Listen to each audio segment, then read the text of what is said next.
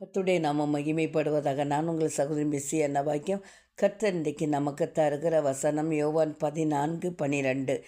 மெய்யாகவே மெய்யாகவே நான் உங்களுக்கு சொல்கிறேன், நான் என் பிதாவிடத்திற்கு போகிறபடியினால் என்னை விசுவாசிக்கிறவன் நான் செய்கிற கிரியைகளை தானும் செய்வான், இவைகளை பார்க்கிலும் பெரிய கிரியைகளை செய்வான்.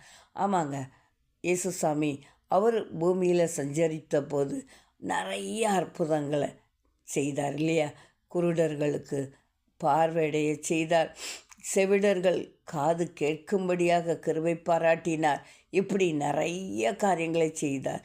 செத்தவர்களை கூட இயேசுசாமி உயிர்த்தெழச் செய்தார் இல்லையா? இன்றைக்கி உங்கள் ஊழியத்தில் ஒரு கிரியையும் இல்லை என்று சொல்லி நீங்கள் கலங்கி கொண்டு இருக்கிறீங்களோ? எவ்வளவு எஃபர்ட் எடுத்தாலும் அதற்குரிய பலன் என்னுடைய ஊழியத்தில் இல்லையே என்று சொல்லி நீங்கள் கலங்கி கொண்டு இருக்கிறீங்களோ? கர்த்தர் உங்களை பார்த்து தாங்க சொல்கிறார். நீங்கள் தேவனத்தில் விசுவாசமாக இருக்கிற போது அவரை போல கிரியை செய்ய கர்த்தர் கிருபை பாராட்டுவார். அதை காட்டிலும் பெரிய கிரியைகளை செய்யும்படியாகவும் தேவன் கிருபை பாராட்டுவார். ஆமாங்க, நமக்கு தேவை தேவனிடத்தில் நாம் விசுவாசமாக இருக்கிறது மட்டும்தான்.